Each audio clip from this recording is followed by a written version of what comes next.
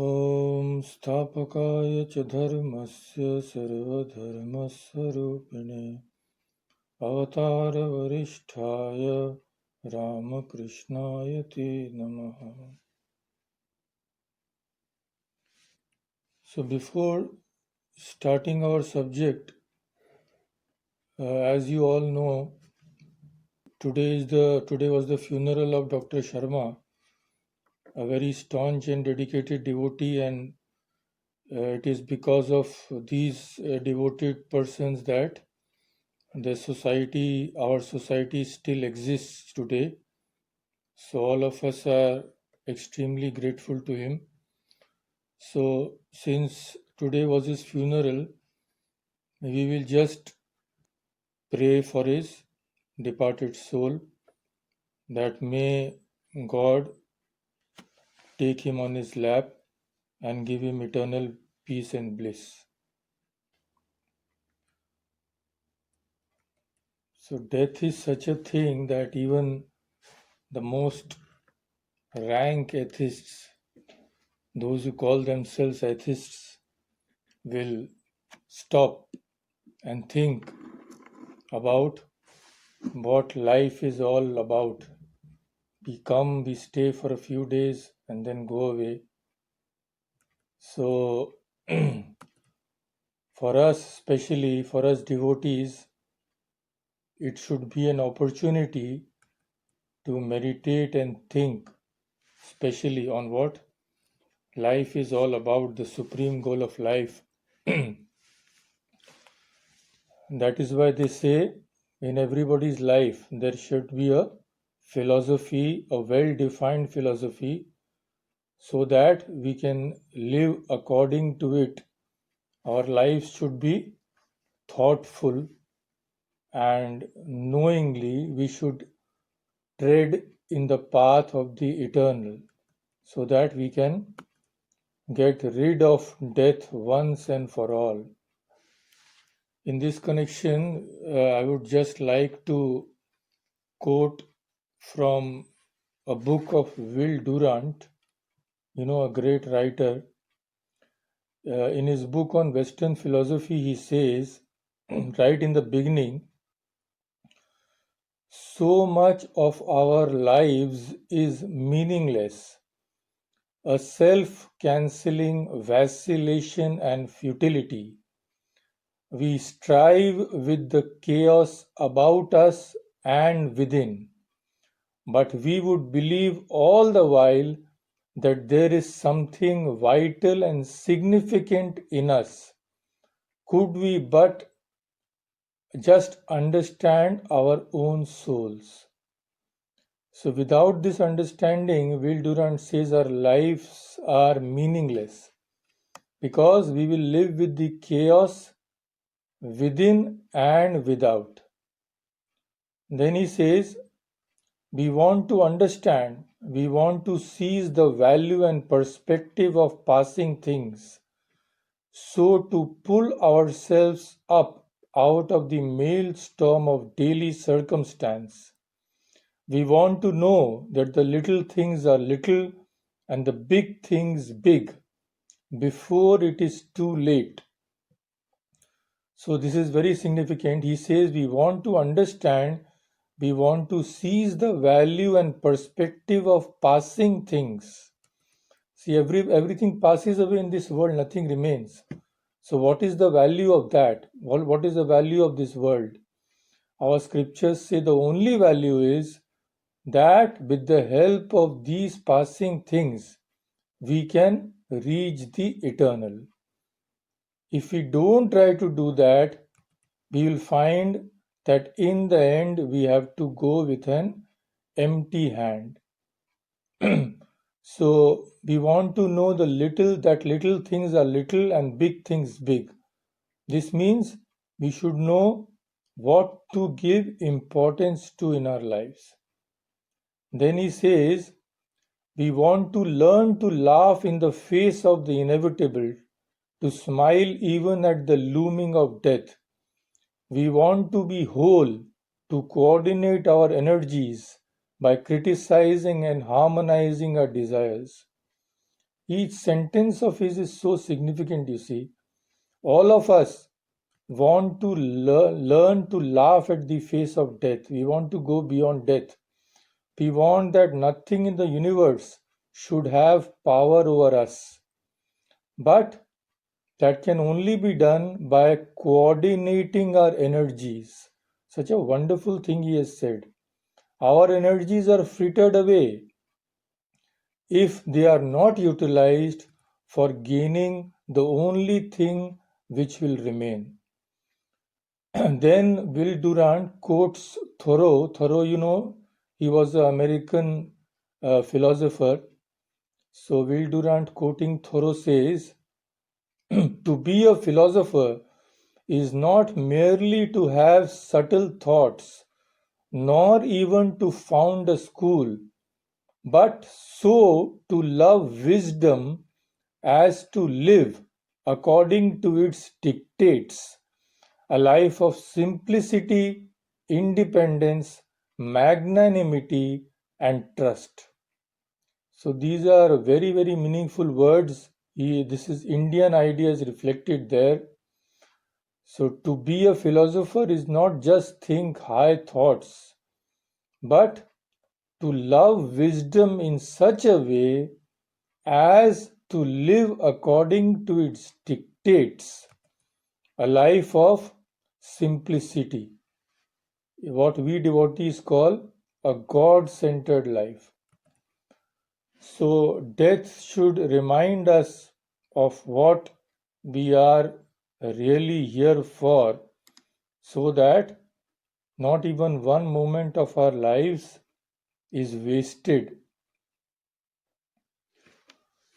Now let us start with the today's subject. As you know, as you have seen, today we will start the discussion of the Shad Darshana, or the 6 systems of philosophy, 6 systems of orthodox Indian philosophy. So the first we will take up is the Nyaya Darshana, or the Nyaya philosophy. We will just have a passing glance, because to enter into detail is absolutely impossible. So what we will do is, just suppose a person is traveling by train and he sees a big huge mansion somewhere along the side.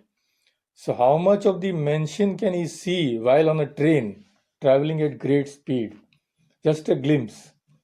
So similarly, we will just have a glimpse of the Nyaya philosophy, because to study it in detail, it is said that it requires 12 years, and it is not necessary for us also. We will just have a look at one aspect of the philosophy, which is how we know. That is a very interesting topic, and it will also help us to think correctly, to understand correctly. Nyaya, you see, is known as a system of logic. The arguments and counter arguments make us learn how to think rationally and correctly.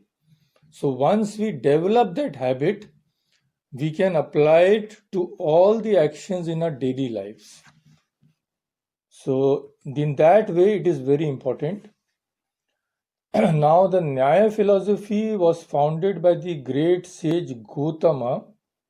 It is spelled Gautama, Gotama, as well as Gautama, Gautama, and he was also known as Akshapada. So the Nyaya is also known as the Akshapada system. Now, as I said, this philosophy is primarily concerned with the conditions of correct thinking and the means of acquiring a true knowledge of reality. So it is very useful in developing the powers of logical thinking. This is the importance of Nyaya. So that is why the Nyaya philosophy is also known as the Tarka Shastra. Tarka Shastra means the science of reasoning. But the logical problem as to the methods and conditions of true knowledge is not the sole or ultimate end of the Nyaya philosophy. The ultimate end of all philosophical systems, Indian philosophical systems, is liberation. Liberation means the absolute cessation of all pain and suffering. So that is also the aim of the Nyaya system.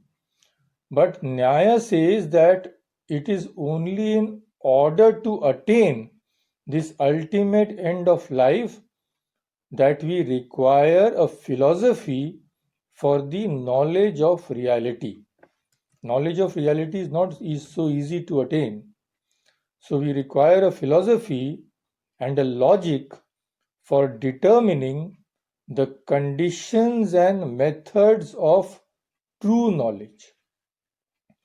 So, like other philosophical systems of India, Nyaya also aims at liberation as the final goal, although it is mainly interested in the problems of logic and epistemology. Epistemology, how we know.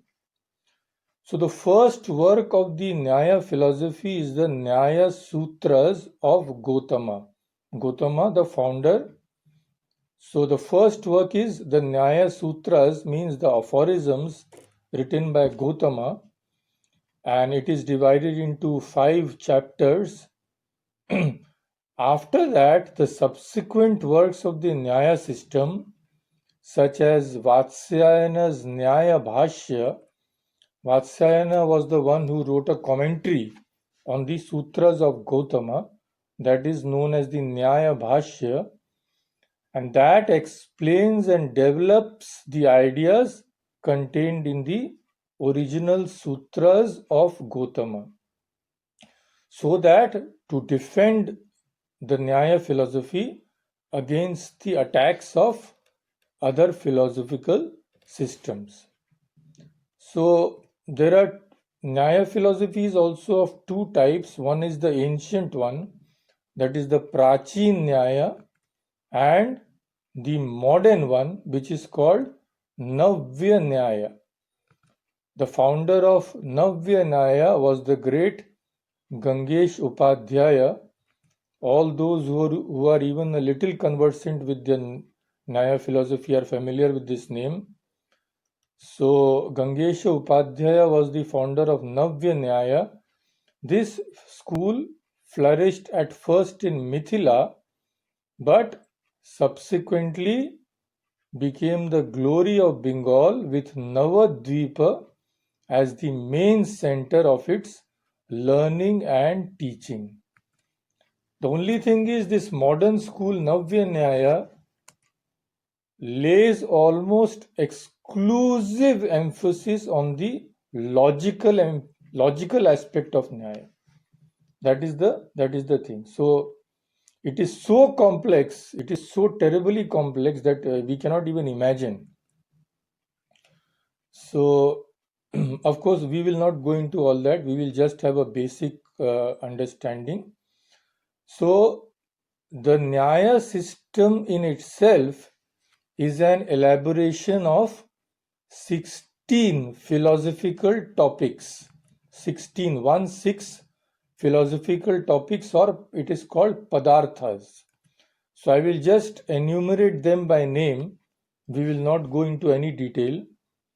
These 16 are Pramana, Prameya, Sanshaya, Prayojana, Drishtanta, Siddhanta, Avayava, Tarka, Nirnaya, Vada, Jalpa, Vitanda, Hetva, Chala, Jati, and Nigrahasthana. So these 16 have been explained in the Nyaya philosophy. Just the names are enough for us. We need not go into all the detail.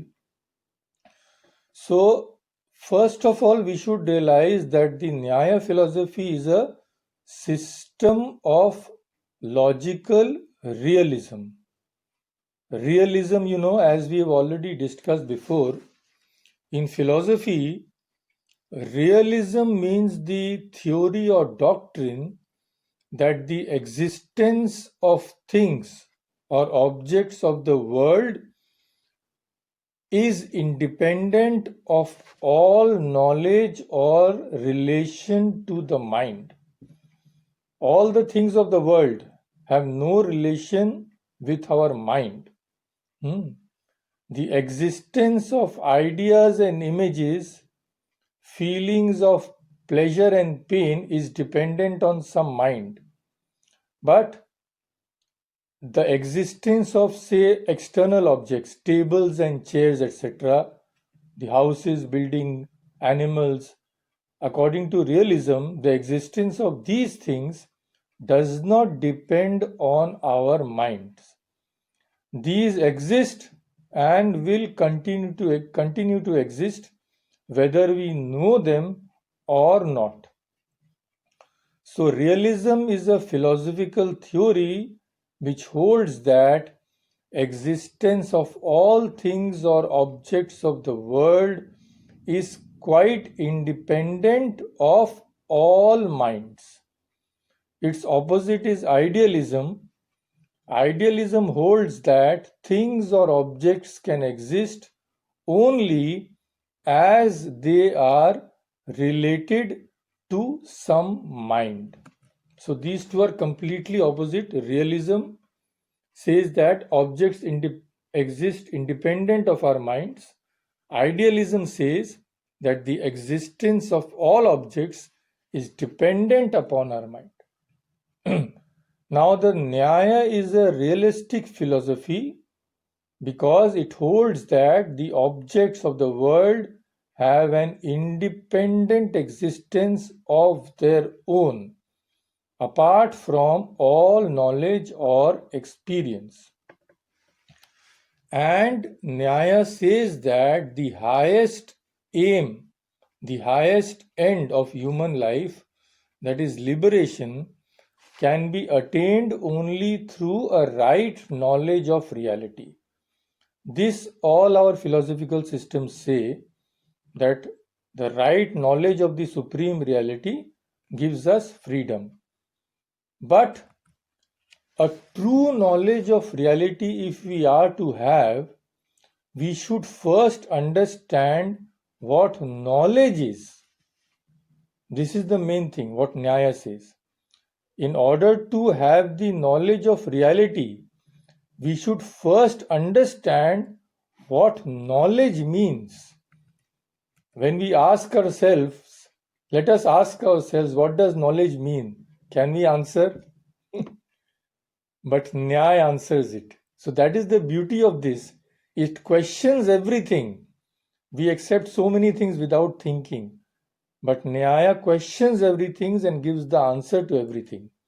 Like what true knowledge is. What are the sources of knowledge? And how true knowledge is distinguished from wrong knowledge. All these things are very beautifully discussed in this philosophy.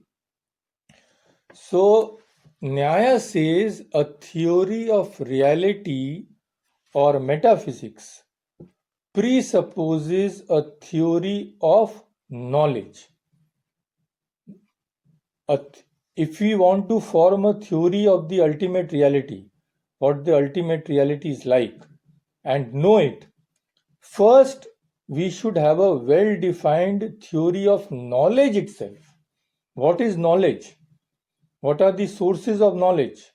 What is true knowledge? How can we know that our knowledge is true? What is false knowledge? So Nyaya says, without knowing what knowledge is, how can you know the reality? That is the thing. That is why it discusses the sources of knowledge and methods of knowledge in such detail. So, the realism of the Nyaya philosophy is based on the theory of knowledge, which is actually the logical foundation of all philosophies. In Indian philosophy as well as Western philosophy, all of them, we will find to a greater or lesser extent the theory of knowledge is discussed. But in Nyaya, the problem is afterwards in the Navya Nyaya, it goes to extreme. But too much is there, which has no practical link with our life. Like just theory, one anumana, inference, if you want to study in Nyaya, I think it will take about 1 month or so. It is so complex, so that has no practical use for us. So we will just have a general look. Now let us try to discuss the Nyaya theory of knowledge, because as we have seen, the Nyaya theory of reality is based on the Nyaya theory of knowledge. How we know. So according to Nyaya, there are 4 distinct and separate sources of true knowledge, which are, as we have seen in the first class itself, I think, that is called pramana. Pramana, the sources of knowledge. Pramakaranam pramanam. Prama, right knowledge, and the sources of that right knowledge is called pramana. So Advaita Vedanta accepts 6 different types of pramanas, but the Nyaya philosophy accepts only 4 of these. What are these? First is pratyaksha. Pratyaksha is perception. Second is anumana or inference. Third is upamana or comparison. And fourth is shabda or verbal testimony. We will discuss these in a little detail. So first is perception or pratyaksha, second is inference or anumana, third is upamana or comparison, and fourth is shabda or testimony. So, but before we come to these pramanas, let us understand what knowledge is, what the different kinds of knowledge are, and how true knowledge is distinguished from false knowledge. So these things today we will discuss in a very short way, and the next class we will see each pramana in a little detail. Perception, inference, then comparison and shabda. So today we will just try to understand what knowledge is and what the different kinds of knowledge are, and how true knowledge is distinguished from false knowledge. So first is definition and classification of knowledge. Knowledge, you know, it is jnana. So what is knowledge? What is knowing things? What does it mean? So in a beautiful way, Nyaya answers the question. Knowledge or cognition is the manifestation of objects. Manifestation of objects. See, suppose we come into a dark room, we cannot see anything. Then we say we have no knowledge of any object because it is completely dark. It is not manifested to us. But when we put on the light, and if our eyes are working properly, all those objects are manifested to us. So we say, now I know. Here there is a table, there is a chair, there is a sofa. So what is knowledge? Knowledge is the manifestation of objects. Everything is an object, mind you. Now when we are happy or sad, we know that now I am happy, now I am sad. Why? Because this happiness and sorrow are manifested to us through our mind.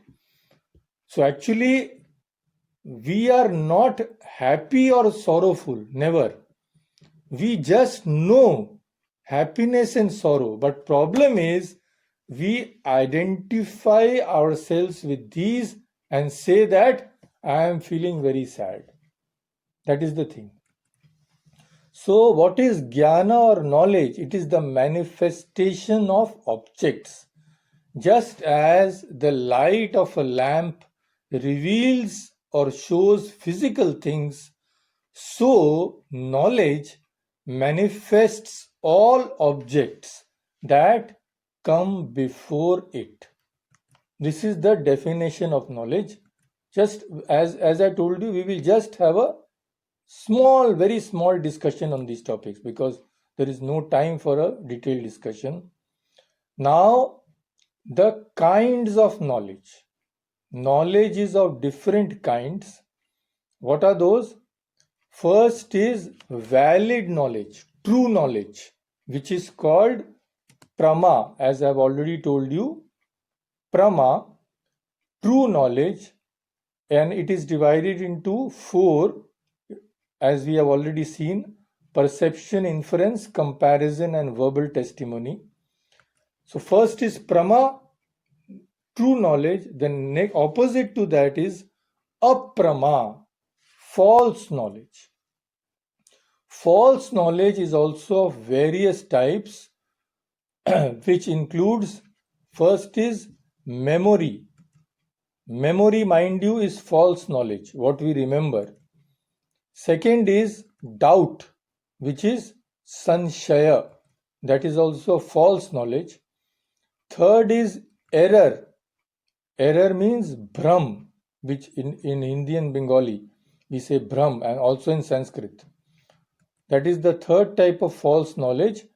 And the fourth type of false knowledge is hypothetical argument, which is called tarka. So, true knowledge or valid knowledge is definite. Like suppose I am seeing this computer in front of me. So I have no doubt in my mind that this is a computer. So this is a true knowledge and it is free from all types of doubt. It is faithful and unerring. There is no error in that. So it presents a faithful representation of this object which is before me. So my visual perception of this computer before me is true cognition. This is true cognition because I can see the computer as it really is. There is no error in that. But suppose in Vedanta, the popular example, when I see I am going on a road, it is dark, there is a rope lying on the road, but I think that it is a snake. So what is happening? I am thinking the rope to be a snake. So my knowledge is not true knowledge. This is called false knowledge. So now the types of false knowledge. See, first I had told you memory, smriti. We spend half the day in remembering what has happened in our lives. If we just if we examine our minds, we either spend our time in thinking what has happened or in thinking what will happen. This is the tragedy of human life. But what has happened has gone. We have no hand over that. And what is to happen also, we have no control over that to a certain extent. So this smriti or memory is not valid knowledge because in that the remembered object is not directly presented to us. Memory is past, it is gone, but only represented or recalled by the mind. But no object is manifested when we remember things. So that cannot be called true knowledge. Next is doubtful cognition or error. So, error, as we know, is undoubtedly knowledge, but it is not true to the nature of the object. It is knowledge, no doubt. When I see a rope as a snake, it is knowledge because something is manifested before me. But there is an error because the object is actually not which is presented to our knowledge. What we are thinking is a snake is actually a rope. So that is an error, that is obviously not true knowledge. And third is tarka. Tarka means when we argue, tarka is also not true knowledge or prama because it does not give us any knowledge of objects. How it is very beautifully explained in the Nyaya philosophy. See what it is like. A tarka. Tarka means when we argue or reason with somebody. See, suppose you are looking out of your window and you see a mass of smoke arising from a distant place. You just see smoke is coming out. Okay. Now you say that something is on fire. Without that, there cannot be smoke. Now your friend is standing close by. He says that no, you are wrong. There is no fire. So you will say, if there is no fire, there cannot be smoke. How can there be smoke without a fire?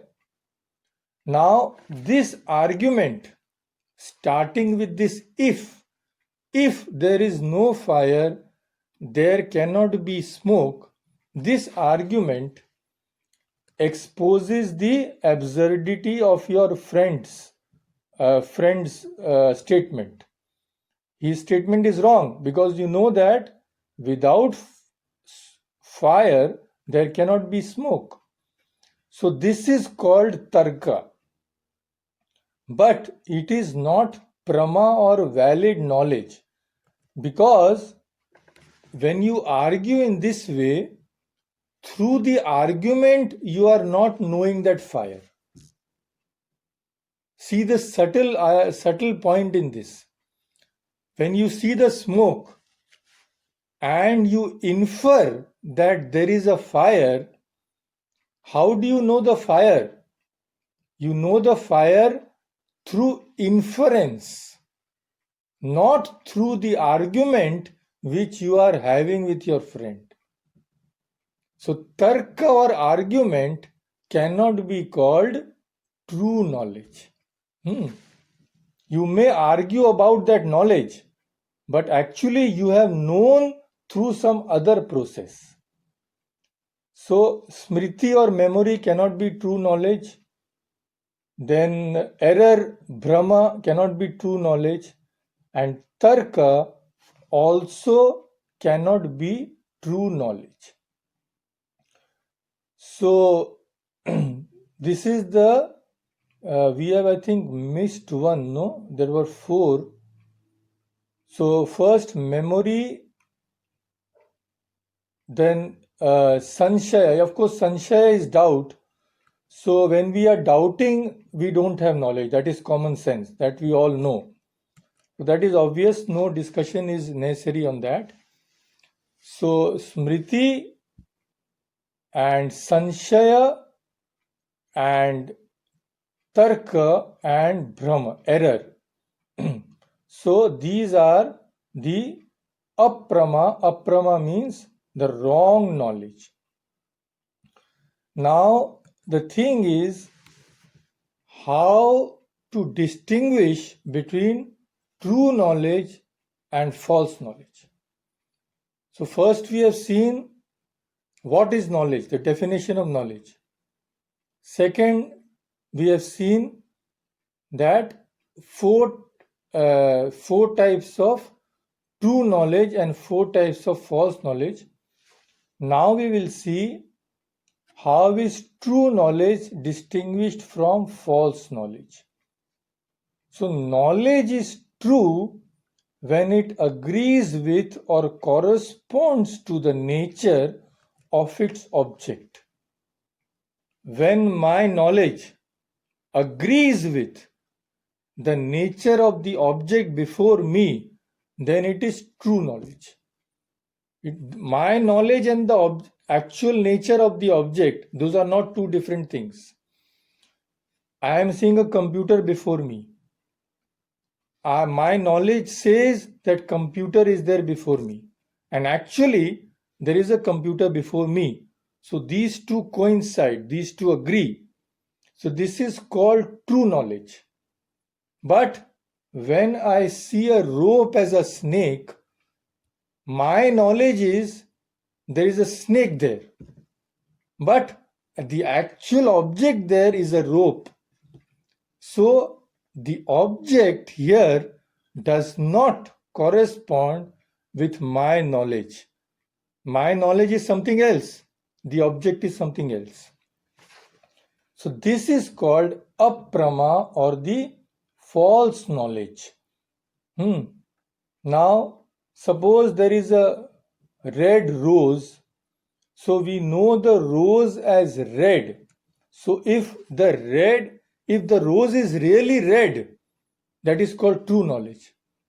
But if the rose is white, we are seeing it red due to color blindness or something, then our knowledge will be false knowledge, because it does not agree with the actual nature of the object.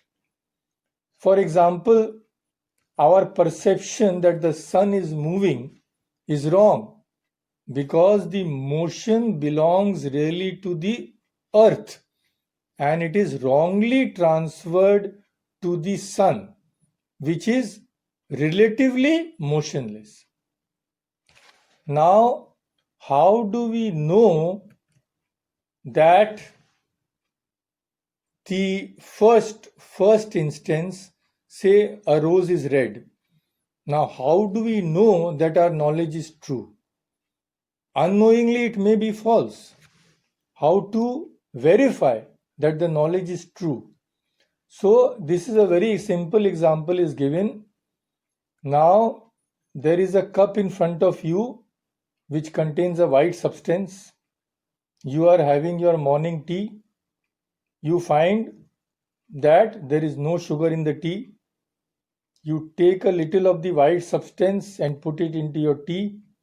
But when you drink it, you find that the tea is salty. Then you know that your knowledge of that object as sugar was false. So what is the test? See, in this case, we see that the truth and falsity of knowledge consist respectively in its correspondence and non-correspondence to facts. When the knowledge does not correspond with a fact, it is false knowledge. That is why the scriptures say again and again and again, you are not the body. This feeling that I am the body is actually false knowledge. It does not correspond with the reality, but it has become so deep inside our minds that we keep on thinking that we are the body, that we live, we die. So, problem is sometimes we ourselves will not know what is true knowledge. We are taking a false knowledge to be true. Then the scriptures and the saints and sages come to our rescue. They say this knowledge which you are thinking of as true is actually false.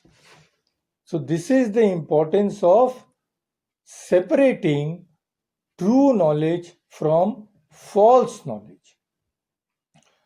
So the test of the truth or falsity of knowledge is the success or failure of our practical activities in relation to them. We think that an object is like this, and we try to work with that object. So if we succeed in that practical activity, we know that our knowledge is true. See what happened when Yudhishthira built that great palace in Indraprastha, as you know, in Mahabharata. So that was such a fantastic artistic design that where there was water, it appeared to be absolutely solid ground. So this Duryodhana came. Duryodhana, when he came, he saw solid ground before him. But when he stepped into it, all his clothes got wet. Why? Because it was water. So his knowledge of the solid ground did not correspond with the reality. Seeing his discomfiture, Draupadi started laughing, as you all know. So then again Duryodhana went, he saw water before him. This time he lifted his clothes just a little so that they would not get wet. But he went to walk there, it was all solid ground. So it was done in such a way that a person got fooled. What he thought to be true knowledge turned out to be false knowledge. So we often don't know what is true knowledge and what is false knowledge, especially in the spiritual realm. So we require the guidance of our scriptures, our guru, and our saints and sages. This is the thing. So this is just in short, I will share this chart with you so that we can have a clear idea. This chart you can see, I think. Ashok Babu, can you see that chart? Yeah, true or valid knowledge, Prama. So, what is the characteristic of true knowledge? It is definite and certain, and a faithful and unerring presentation of the object. And we have seen the 4 types of true knowledge: perception, inference, comparison, and testimony, which is pratyaksha, anumana, upamana, and shabda. We will discuss them in the next class just a little. And today we have seen what is non-valid knowledge or aprama. What is the characteristic of this false knowledge? It is uncertain. Sometimes we don't know. For example, if there is a object lying on the ground, we may be confused in the dark whether it is a rope or a snake. So this is uncertain. Now, when we think the rope to be a snake, it is non-valid knowledge. And when we know the rope to be a rope, it is valid knowledge. So what is the characteristic of non-valid knowledge? It is uncertain and not true to the nature of its object.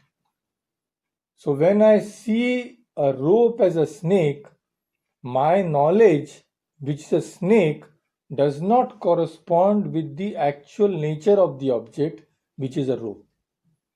So we have seen that there are 4 types of non-valid knowledge: memory, doubt, error, and hypothetical argument. Memory is smriti, doubt,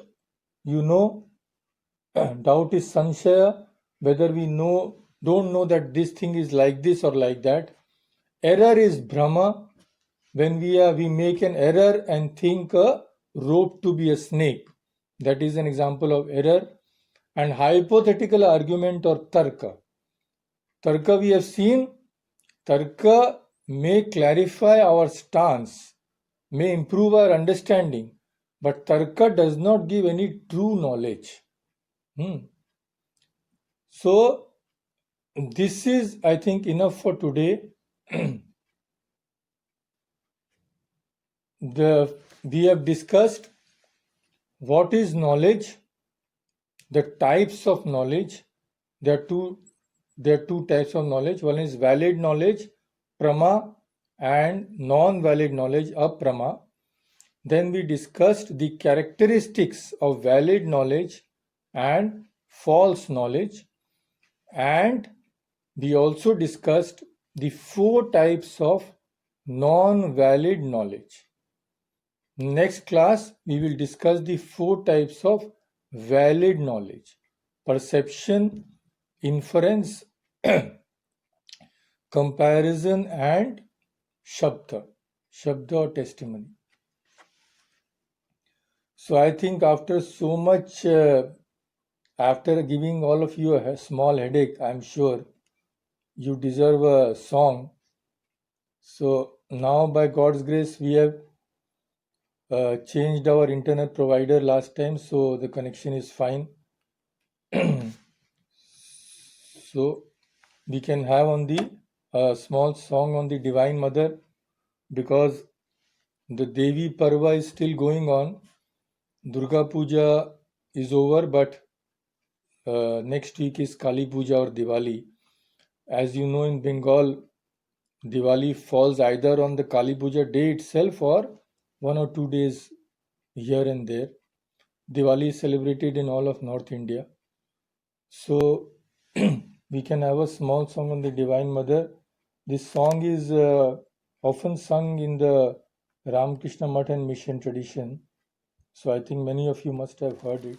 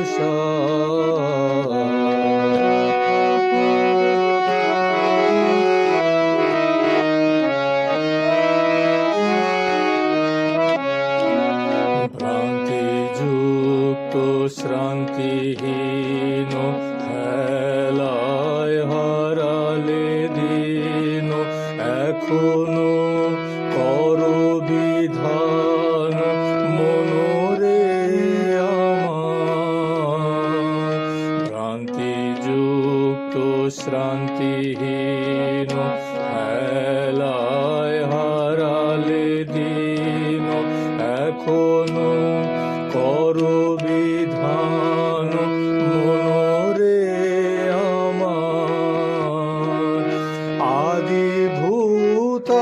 সনাতনী চরণ করো রে ধ্যান, আদিভূতা সনাতনী চরণ করো রে ধ্যান, না হইও কিঞ্চন আকিঞ্চনে বদ্ধ আর, না হইও কিঞ্চন আকিঞ্চনে বদ্ধ আর, অভয়ার অভয় পদ করো মনসার,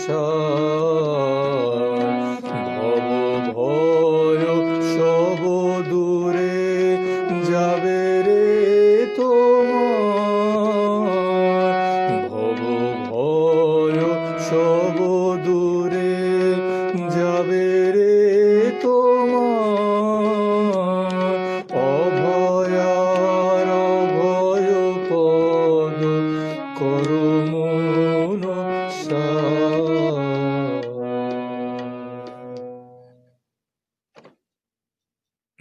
So let's end here today, and after that I would like to know how you like the Nyaya philosophy, because I hope you found it interesting.